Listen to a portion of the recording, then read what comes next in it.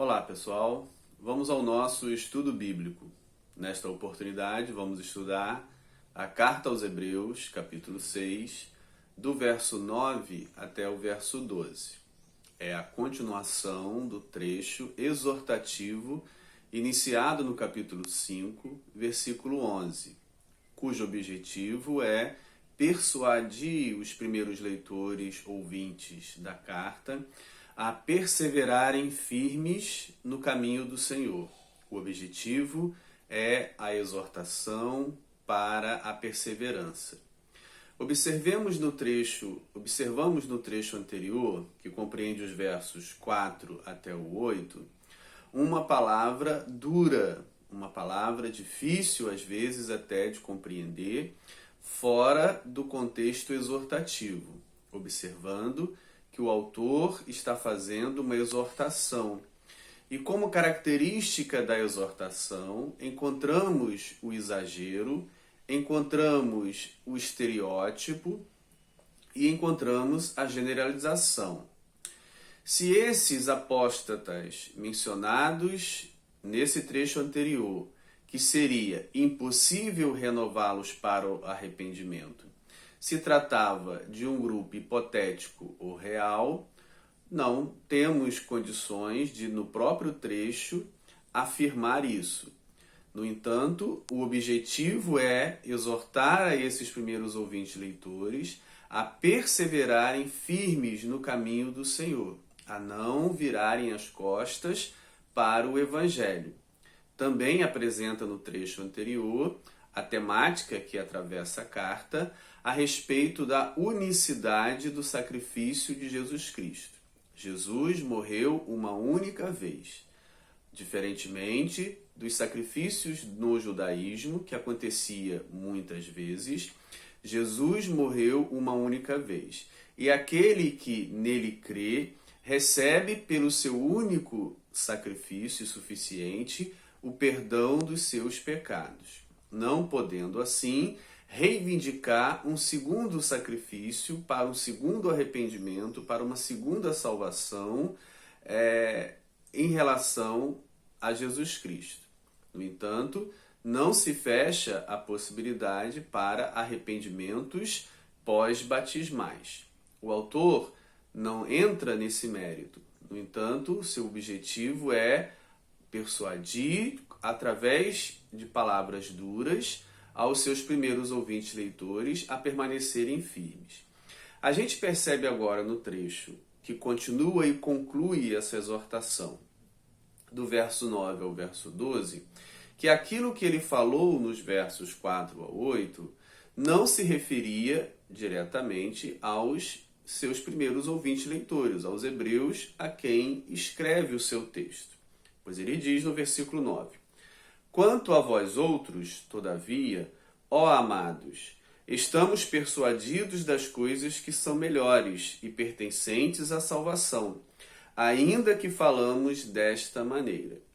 Então, aquilo que ele falou sobre o grupo hipotético ou real de apóstatas, os quais é impossível renová-los para o arrependimento, os ouvintes leitores dele não se incluem nesse grupo, pois ele diz: quanto a vocês, ou seja, vocês não fazem parte daquele grupo de apóstatas pelos quais é impossível renová-los para o arrependimento, ou seja, vocês não pertencem a esse grupo. Por isso ele diz: quanto a vocês, diferentemente do grupo que eu mencionei, hipotético ou real, vocês, irmãos, eu estou persuadido, estou convencido das coisas que são melhores e pertencentes à salvação, ainda que falamos desta maneira. Ou seja, de uma certa forma ele pede desculpa por ter falado duramente, da forma como falou nos versos 4 ou 8, ou até mesmo o anterior,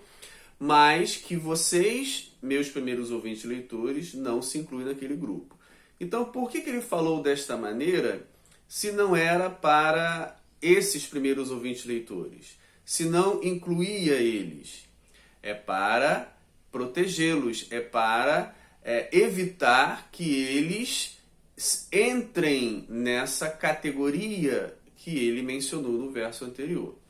Então a gente, com o verso 9, percebe claramente: o autor não está se referindo aos hebreus como aquele grupo que é impossível renová-los para arrependimento. Segundo, a partir do verso 9, ele pede desculpas por ter falado desta maneira, uma maneira rude que não se aplicaria a esses primeiros ouvintes leitores. Aí o verso 10. Porque Deus não é injusto para ficar esquecido do vosso trabalho e do amor, que evidenciastes para com o seu nome, pois servistes e ainda servis aos santos. Ou seja, o que caracteriza os primeiros ouvintes leitores da carta aos Hebreus, que fazem com que eles não pertençam ao grupo de apóstatas, que ele indica é impossível renová-los para arrependimento. Ou seja, é possível que eles recebam uma salvação segunda, uma vez que Jesus morreu uma única vez. Não é necessário que ele morra uma segunda vez. Então, o único sacrifício é suficiente para o perdão de todos os nossos pecados, a não ser daqueles que deliberadamente, voluntariamente se afasta e não quer mais saber. Bem, se a pessoa não quer, o Senhor não fará ou não o perdoará. Mas se ele quer, se ele busca o perdão, sempre encontrará. O verso 10 mostra que Deus não vai aplicar aquilo que ele disse de forma rude nos versos 4 ao 8 aos seus leitores ouvintes. Por quê? Porque eles revelam a fé, eles revelam o amor. E de que maneira eles revelam essa fidelidade até esse momento? Pelo serviço aos irmãos. A palavra santos aqui é uma forma como na igreja primitiva, as igrejas primitivas do primeiro século, utilizavam para se referir aos irmãos, sejam os irmãos da comunidade local, sejam irmãos itinerantes de outras comunidades que passam pela cidade e são recebidos, são hospedados, são servidos, ou talvez os profetas itinerantes, os obreiros itinerantes, que vão de cidade em cidade pregando a palavra. Tanto um desses três casos, os ouvintes leitores da carta aos Hebreus manifestam o amor. E esse amor é manifestado pelo serviço. Serviço a quem? Aos irmãos. Sejam aqueles que vêm, obreiros ou não, sejam aqueles que estão presentes na comunidade. Então, quando o autor olha para os seus primeiros leitores, ele não enxerga esse grupo de apóstata do qual é impossível renová-los novamente para o arrependimento. Mas ele vê irmãos fiéis e os estimula a permanecerem fiéis para não caírem num caso de apostasia. E o que me chama a atenção nesse verso 10 é a evidência. Qual é a evidência que esses primeiros leitores ouvintes da carta aos Hebreus revelavam de serem fiéis, de serem perseverantes? A evidência é o serviço e o amor. O serviço a quem? Aos irmãos. O amor a quem? Aos irmãos. Então, quando o autor olha aquela comunidade e os vê servindo aos irmãos com amor, ele então conclui, ele fica persuadido, ele fica convencido que eles estão no caminho perseverante do Evangelho de Jesus Cristo. É muito importante ressaltarmos esse verso 10 para olharmos para nós mesmos nos nossos dias. Qual é a evidência da nossa fé? Qual é a evidência da nossa perseverança? Qual é a evidência que estamos no Evangelho do Senhor? O serviço e o amor aos santos.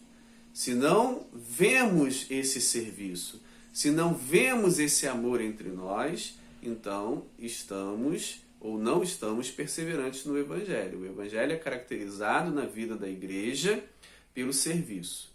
Se a igreja serve os irmãos, se você serve os irmãos, se você revela esse serviço, esse amor no serviço, então é a evidência que que o autor aqui destaca para concluir, persuadido disso, que eles estão no caminho do Senhor. Verso 11: desejamos, porém, que continue cada um de vós mostrando até o fim a mesma diligência para a plena certeza da esperança. Bem, com o objetivo exortativo do texto de apresentar situações que talvez sejam hipotéticas para persuadir os seus ouvintes leitores a permanecerem na fé, ele agora manifesta o seu desejo.